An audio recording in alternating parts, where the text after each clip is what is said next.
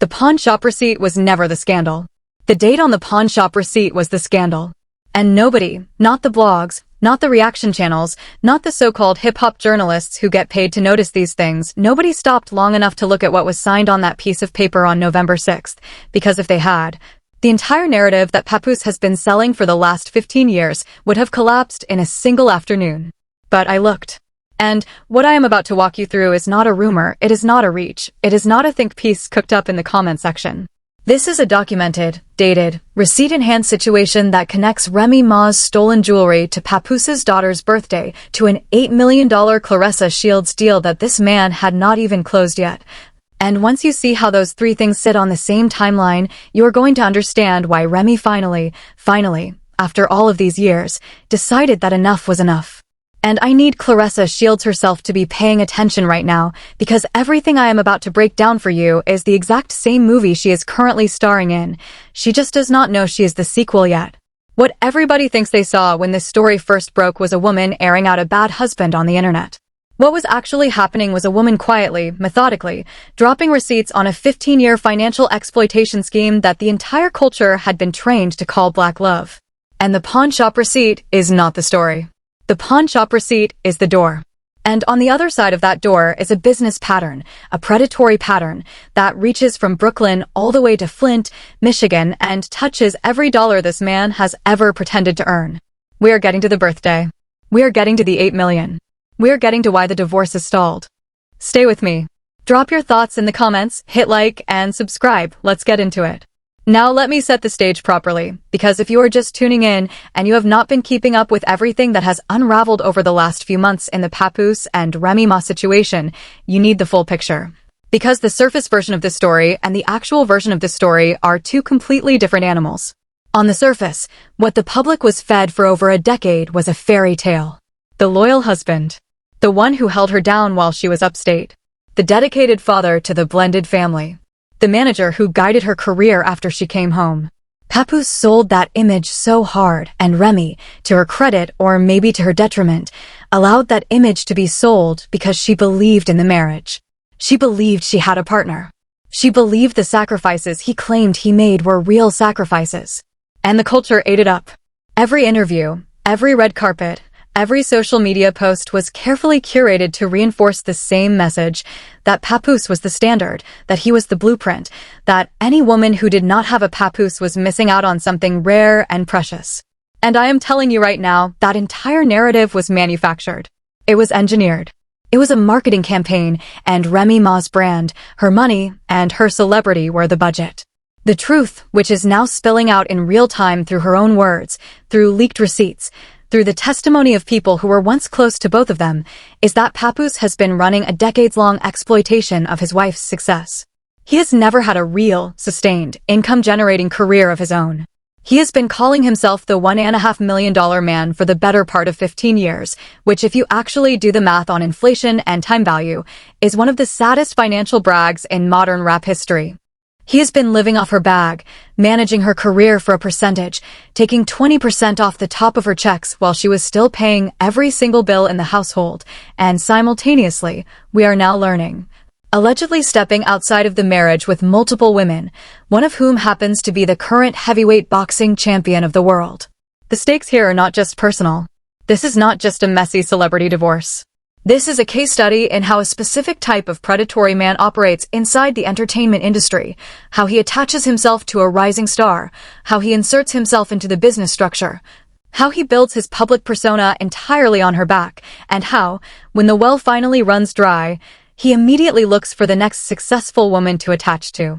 And the reason this matters right now, in this exact moment, is because that next woman is already picked out, the transition is already in motion, and Claressa Shields is walking directly into the same setup Remy Ma spent 15 years trying to escape from. So the question that is going to drive this entire breakdown is this: what does the pawn shop receipt actually reveal about the man, the marriage, the money, and the pattern that is about to repeat itself? Let us start with what everybody can see, because before we go into the deeper analysis, I need you to understand the surface layer of evidence that Remy Ma herself has already put on the table. The first piece is the pawn shop receipt itself. Remy posted it. It is real. It is signed. It is dated November 6, 2024. The signature on that receipt is Papoose's. The items on that receipt are, according to Remy's own statements, her jewelry, pieces that were kept in her jewelry box in her home, pieces that she noticed were missing after Papoose had been at the residence, pieces that were insured, which is the specific reason she said she had to involve the police in the first place. She said it in her own video. She said the jewelry was insured. She said it was missing. She said she had to file a report. That is not speculation. That is a woman telling you in her own words, on her own platform, that her husband allegedly walked into her home, took jewelry that did not belong to him, and pawned it. And she gave him the now legendary nickname Papoose. Priceless. But the receipt is only one piece. The second piece of surface evidence is Remy's now viral rant where she broke down the entire financial structure of the marriage. She said, on camera, that Papoose was taking 20% of her check as her manager while she was still paying every single bill in the house. She said she was essentially paying her own husband to help her run her own career while simultaneously covering every household expense herself. She talked about him not wanting to sign the divorce papers. She talked about him not getting his things out of the previous residence. She talked about him not being there for one of his children. And she said, and I quote the spirit of it, that as soon as folks start lying, she is going to start dropping receipts. That is a woman who has been documenting. That is a woman who has been keeping the paperwork. That is not a scorned wife lashing out in the moment. That is a woman who has been preparing for this exact conversation for a very long time. The third piece of surface evidence is the American Express card situation. Remy has alluded, and multiple insiders have echoed, that Papoose was allegedly running up charges on her cards, using her financial resources without her direct approval, and doing this specifically during periods when the marriage was on bad terms and she had cut off his more direct access to household money. The pattern of behavior is not isolated. The pawn shop is not a one-time event. It is one item on a longer list of alleged financial exploitation that stretches back years. And the fourth piece of surface evidence, which is honestly the one that made me sit up in my chair the first time I heard it, is what Nigeria, Claressa Shields' ex-best friend, came out and alluded to publicly. She alluded to Papoose allegedly pawning high-end designer purses that belonged to Claressa Shields. Now think about what that means. That is not a random accusation. That is somebody who was inside the circle, who saw what she saw, coming forward and saying that the exact same pattern that Papoose ran on his wife of 15 years is already, allegedly, happening to his new situation. The pawning is not a marriage-ending mistake. The pawning is a business model. And once you understand that it is a business model, every other piece of evidence starts to click into place. Because if this man will allegedly pawn the jewelry of the woman who held him down for a decade and a half, what exactly do you think he is going to do to a woman he has only known for a fraction of that time? What is the ceiling on that behavior? There isn't one. That is the point. And oh, do I have more for you? Because if you thought the surface layer was bad, wait until we get into the insider layer, because this is where the Papoose defenders in the comments are really not going to like where this is going. I already know some of y'all are typing right now, ready to defend this man, ready to say Remy is bitter, ready to say she is airing out family business. And I need you to sit in that discomfort for a minute, because what I am about to show you next is the part that connects the dots between the birthday, the deal, and the daughter, and once you see it, there is no unseeing it. Stay locked in. The vibers know how I do it. We do not deal in vibes over here. We deal in timelines. Because here is where the cultural evidence enters the picture, and this is the layer where you stop hearing from Remy directly, and you start hearing from the people around the situation, the friends, the ex-friends, the associates, the fans who were paying attention when everybody else was distracted. Start with Nigeria again, because her statement is so important it deserves a second pass. Claressa Shields' ex-best friend did not just come out and say Papoose pawned purses. She contextualized it. She placed it inside a larger pattern of behavior she had allegedly witnessed. And the fact that Claressa herself has not been able to objectively process what Nigeria said, the fact that Claressa's ego is so wrapped up in the relationship with Papoose that she cannot even consider that her best friend might have been telling her the truth, is exactly why these age gap situations with predatory older men become so dangerous. Claressa is not being loved. Claressa is being managed. And the woman who tried to warn her got frozen out for it. The second piece of cultural evidence is the involvement of Papoose's adult daughter, the one who is roughly a year younger than Claressa Shields herself, publicly calling Claressa her stepmother. Let that sit for a second. A grown woman, an adult, is calling a woman who is 1 year older than her, a woman her father is not even legally divorced from his actual wife to marry yet, her stepmother. She is doing Claressa's makeup. She is advertising Claressa's products. She is participating in the public performance of a family that does not legally exist. And I already know somebody in the comments is going to say, well, that is what families do. Blended families are complicated. Everybody is grown. And I hear you. But be so for real with me. There is no world in which a woman who is 1 year older than you can raise you, mentor you, or spiritually guide you into womanhood. That is not a stepmother relationship. That is a marketing arrangement. That is a coordinated brand play. And it is being run by the man in the middle of it because that is what he does. He organizes his family, his relationships, and his household around whichever bag is currently paying. The third piece of cultural evidence is Papoose's own words, from his own interviews, played back against the timeline. In multiple interviews across multiple platforms, he has framed himself as the provider, the protector, the man from Brooklyn who came from nothing and made sure his kids never had to struggle the way he did. He has said, on camera, that one of his most important goals was making sure his kids were well off, that they had everything they needed, that they did not have to come up the way he came up. And Remy, in that same conversation, pushed back. She pointed out that the kids feel entitled. She pointed out that a phone getting lost is not supposed to result in an automatic $1,200 replacement. She pointed out that they came up in an era where a car was a luxury, not a birthright. And the split screen of those two positions inside the same marriage is the split screen of the entire relationship. He was building an image of provider. She was actually providing. He was talking about the bag. She was the bag. The fourth piece of cultural evidence, and this is the one that really made the Viber investigation squad go crazy, is the reaction from the broader community, from women in particular, who watched this story unfold and started recognizing pieces of their own lives inside of it. The comment sections underneath every Remy clip have turned into confession booths. Women talking about ex-husbands who took 20% as a manager while contributing 0 to the household. Women talking about partners who pawned jewelry, ran up credit cards, guilt-tripped them about a past era of loyalty that had long since been repaid. Women talking about the moment they realized the person they had been carrying was never actually walking beside them.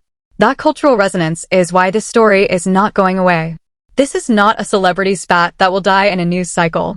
This is a mirror. And every woman who has ever been financially exploited by a man who called himself a partner is looking into it right now.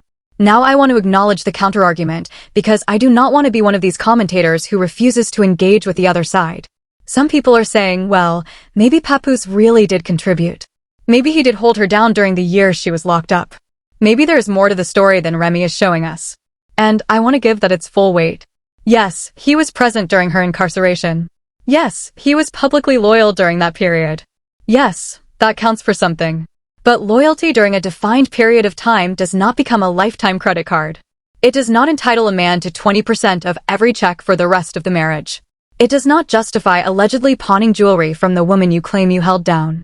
Loyalty is a baseline, not a business model. And what Papoose has done, allegedly, is turn a period of loyalty into a 15-year invoice that he has been collecting on ever since. That is not partnership. That is a predatory debt collection scheme dressed up in a marriage certificate. And that is where we have to shift the entire conversation, because up to this point we have been talking about a marriage, we have been talking about a family, we have been talking about a celebrity story. But the real story, the one nobody in the reaction space is telling, is not a marriage story at all. It is a business story. It is an industry story. It is a story about how a certain type of man operates inside the entertainment economy, and how the structures of that economy allow him to keep operating even when everyone around him can see exactly what he is doing. Because you have to understand how Papoose's actual finances work, and I mean really understand it, because everything that has happened, the pawn shop, the credit cards, the Claressa transition, all of it, makes perfect sense once you understand the underlying business structure. Papoose does not have a salary. He does not have a job in the traditional sense. He does not have a label deal that is paying him a regular advance. His position as a manager, as reported and as inferred from the way Remy has described it, is a commission-only arrangement. That means he only eats when the person he is managing eats. That means his income is entirely dependent on somebody else's productivity, somebody else's brand, somebody else's willingness to keep working. For 15 years, that somebody else was Remy Ma. Every check she cashed, he got a percentage of. Every feature she did, he got a percentage of. Every appearance, every endorsement, every dollar that came into the household, his cut was baked in before she even saw the money. And on top of that, she was covering the household expenses on her own, which means his commission was essentially disposable income. It was not going toward rent. It was not going toward bills. It was pure profit for him, subsidized by her labor. Now watch what happens when that arrangement breaks down. Once Remy started to pull back, once she started to see the pattern, once she started to withdraw her cooperation from the financial machine he had built around her, his income did not just decrease. It disappeared. Because when your entire income is a percentage of somebody else's output, and that somebody else stops outputting for you, you have zero income. Zero. Not reduced. Not diminished. Gone. That is why the pawn shop happened on November 6, 2024.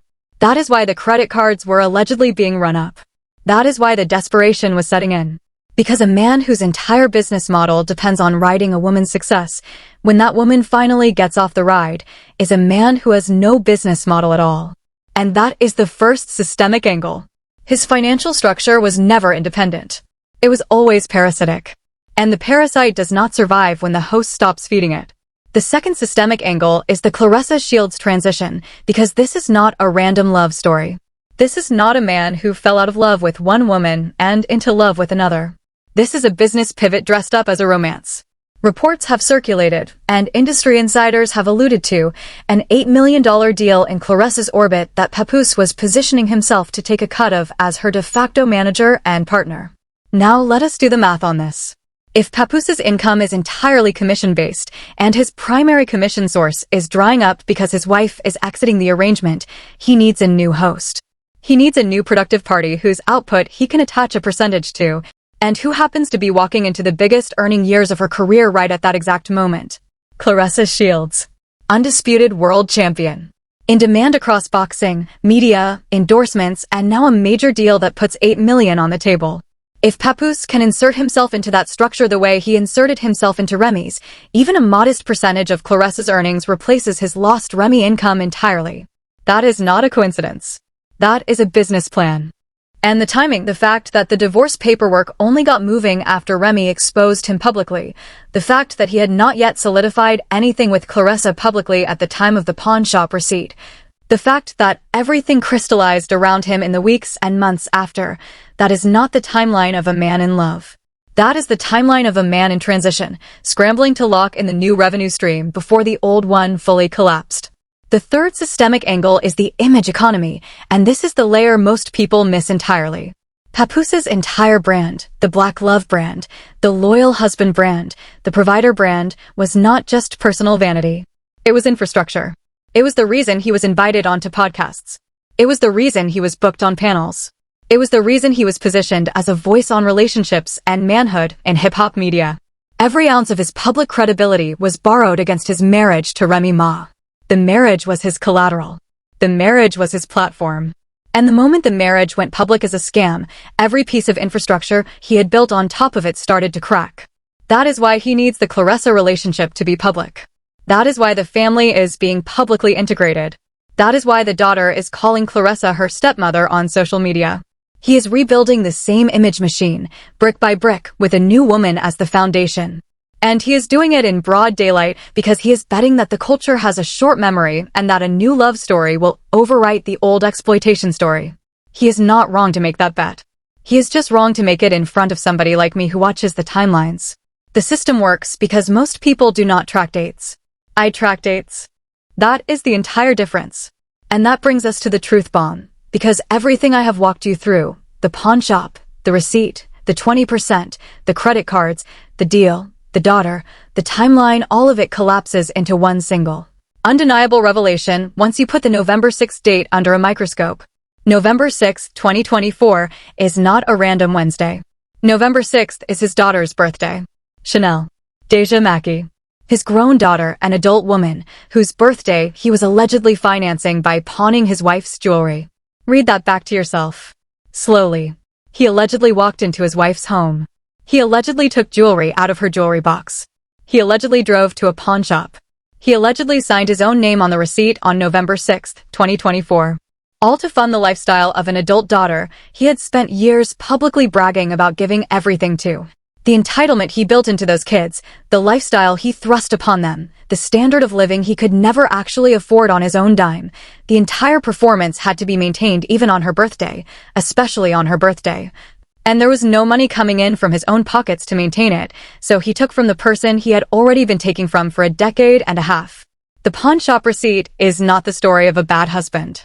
It is the story of a man who had built an entire family, an entire lifestyle, an entire public identity on somebody else's money, and when access to that money was cut off, his first instinct was not to earn. It was not to hustle. It was not to build. It was to steal. Because a man who has spent his entire adult life extracting from a woman does not suddenly develop the muscle to produce for himself just because the woman closed her hand. He goes back to the same well one more time, even if he has to break the door down to reach it. And what makes this reveal so devastating is not the theft itself. It is what the theft proves. It proves that everything Papoose has ever said about being a provider was a lie. It proves that every interview about wanting his kids to have more than he had was a lie, because it was never his more. It was hers. It proves that the black love narrative he sold to the culture for over a decade was a marketing campaign for a business that only had one real revenue source, and that source was his wife. And it proves, most importantly, that the exact same pattern is already, allegedly, in motion in Flint. Because if this is what he does to a woman he has been with for 15 years, in a moment of desperation, on his own daughter's birthday, what is the ceiling on what he will do to a woman he has known for a fraction of that time when the next moment of desperation arrives? The ceiling does not exist. That is the truth.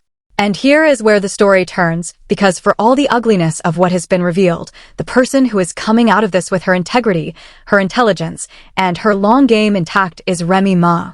And I want to make sure that gets said, because in the noise of the receipts and the nicknames and the drama, it is easy to lose sight of what she has actually accomplished here. She did not just leave a marriage. She dismantled a 15-year exploitation scheme in public with the paperwork, on her own timeline, with her own voice, without ever losing her composure. She waited until she had the receipts. She waited until she had the documentation. She waited until she had the police report, the pawn shop paper, the financial records, the pattern of behavior, and then she went public, and she did it with a sense of humor. Papoose is going to live forever in this culture. And she did it with a sense of dignity, and she did it without ever pretending to be anything other than what she actually is.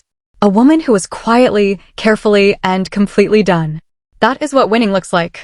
One man spent 15 years building his image on his wife's back.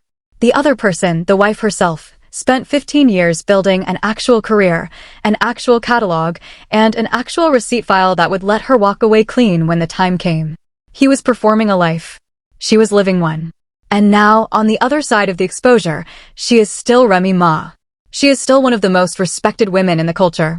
She is still working, still relevant, still owning her narrative. And he is still, allegedly, trying to attach himself to whoever is standing on the biggest stage this year. That contrast is the whole story. That contrast is the whole lesson. And I want the women watching this, especially the women who have been carrying somebody who was supposed to be walking beside them, to hear this part very clearly. The person who has the receipts always wins in the end. The person who documents always wins in the end. The person who keeps their name clean, keeps their business clean, keeps their finances traceable, and refuses to burn the whole house down out of anger, that person always wins in the end. Remy did not scream. Remy did not lash out. Remy dropped receipts. And in a culture that runs on noise, the quietest, most surgical exposure is the one that lands the hardest. She won by being the adult in a marriage where she was, allegedly, the only adult in the marriage. And that is not a defeat. That is a masterclass. And this is only the start. Because the divorce is not finalized yet, and there is a very specific reason it is being held off, and I am going to break down exactly why in the next upload. I already told y'all we were going to talk about it, and I keep my word to the vibers. There is also more that is going to come out about the Claressa situation, because the same people who saw the pattern early are still watching, and Nigeria was not the only person in that circle with information. And when the next piece drops, it is going to make everything I said today look like the appetizer. There are financial records still to be examined. There are alleged additional women who have not been publicly named yet. There is the entire question of what happens to the shared assets, the shared brand, and the shared history when the divorce finally does move through the system. And there is the deeper question of whether Claressa herself is going to be able to look at what Remy just went through and recognize herself in it before it is too late, or whether she is going to have to walk the same 15-year road before she gets to the same conclusion. I am rooting for her to see it early, because everybody deserves better than being the next revenue stream in a man's commission-only life plan. So subscribe if you have not, hit that notification bell so you do not miss the follow-up, and drop a blue heart in the comments if you are riding with the Blue Heart Gang on this one. And listen, the very next video you need to watch is the one where I break down the real reason the divorce is being stalled, because it is not what anybody is guessing, it is not what the blogs are printing, it is not what Papoose's team is trying to spin. And once you see the actual mechanism behind the delay, you are going to understand that this story has one more chapter that is going to make the pawn shop look like a footnote. Click it, watch it, because we are not done. Not even close.